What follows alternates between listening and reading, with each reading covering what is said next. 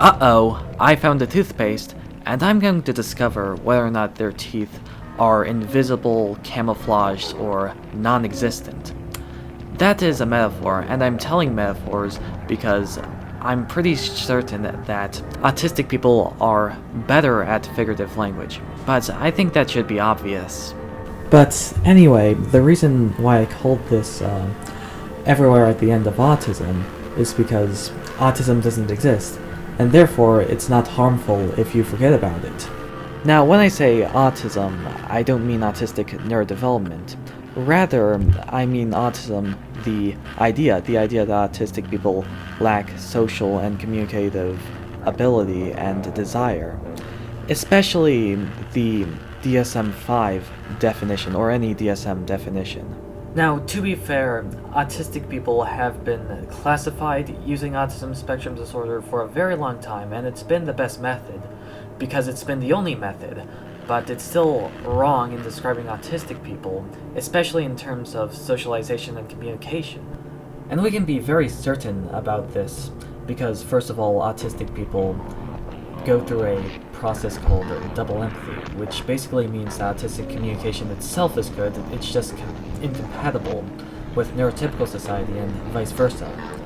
And second, this is proliferated by the fact that it's actually harder to have more complex language, in a similar way that gifted kids actually do worse because it takes more effort to be gifted.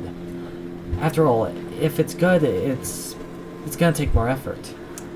And so it's a similar phenomenon with autistic people, albeit at an earlier age. And third, both of which are proliferated by the fact that society is atomized in general. And all three are proliferated by the fact that autistic people receive less opportunities to actually communicate. For example, ABA definitely harms communication, which I'll get to later. Now, when somebody says something stupid or malicious, like autistic people have deficits in empathy, our first instinct is to show them the actual science, like Catherine Crompton's double empathy, or basically any of the science that debunks it, even the old Sally Ann little dolls that were used to supposedly prove that autistic people lack empathy, but since then it's been shown that it seems to be more because of differences in communication. Deaf people have the same results as autistic people approximately. However, your argument should not rely on science.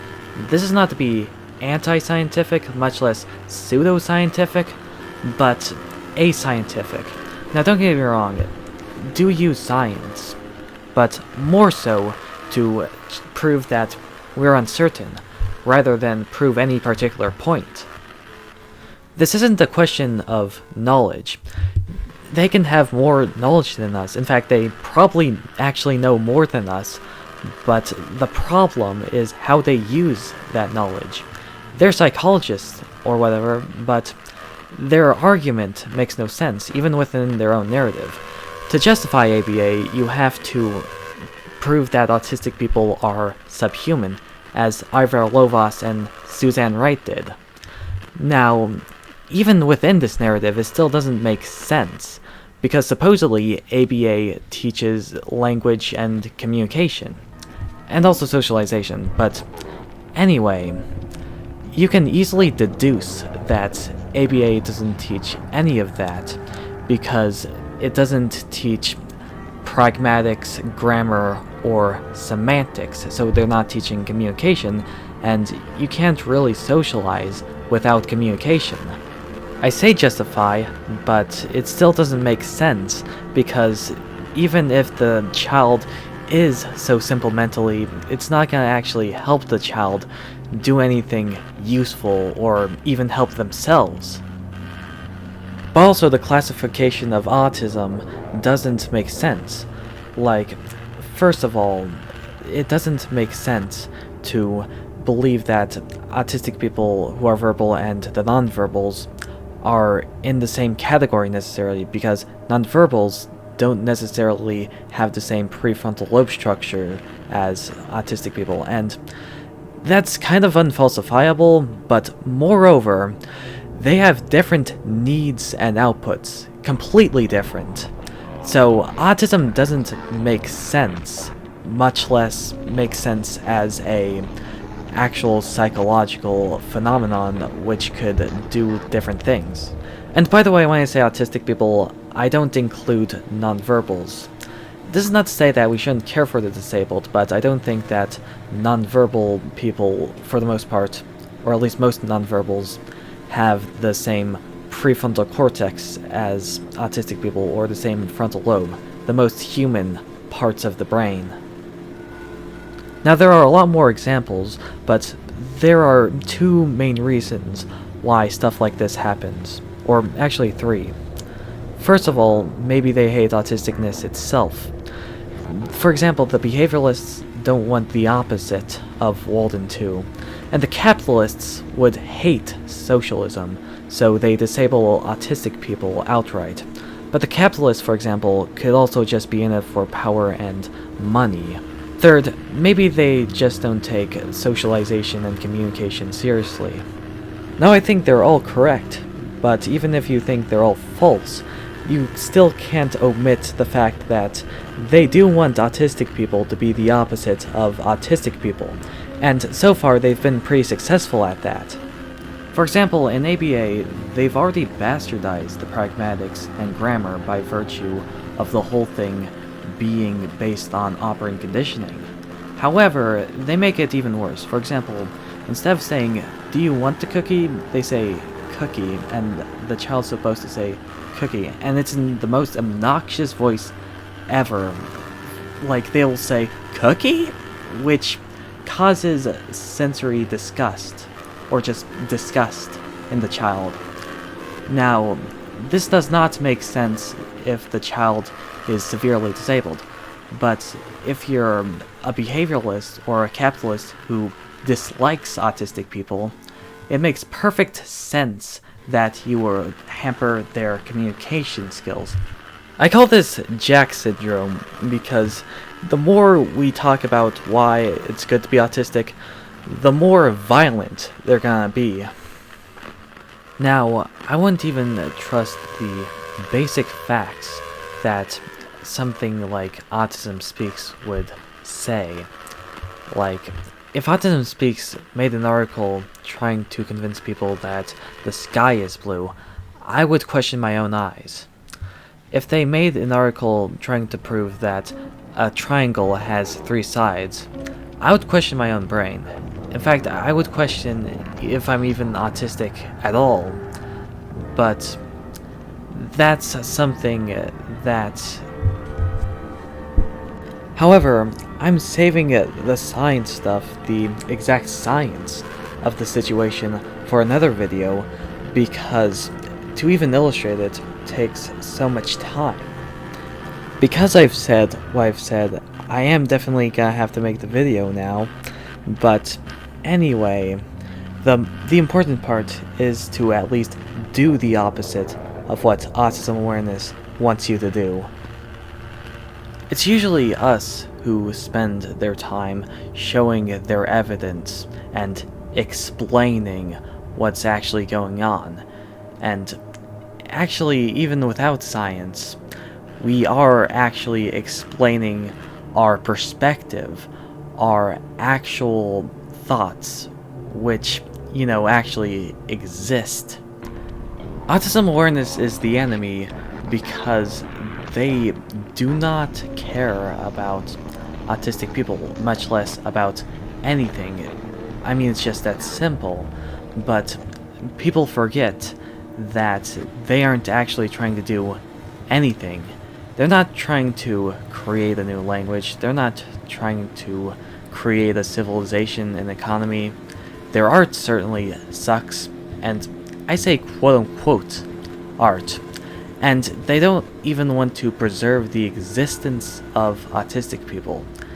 Or even something even simpler, like let autistic people have girlfriends or boyfriends. But the worst part is that autism awareness is progressing far faster than autistic people are. What did autistic people do in the last 10 years?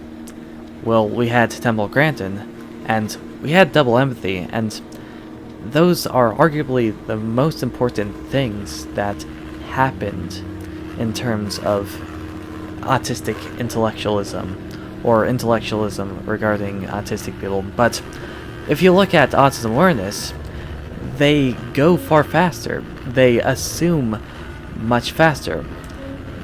Within the 2010s, they were able to convince 1/5 of millennials, and yes, millennials, the younger people, that vaccines make you autistic. And it's gotten to the point where even some autistic people are regurgitating information from autism awareness compliantly. As much as I respect Temple Grandin, it was heartbreaking to see that she is now condoning Autism Speaks. While the exact statistics about ABA are limited, like we don't exactly know how many children are actually in ABA, but it's safe to infer that in my generation, only 2% of autistics were thrown into ABA. But in the most recent generation, Generation A, or Gen C as some people are calling it, it's about 20% of children thrown into ABA.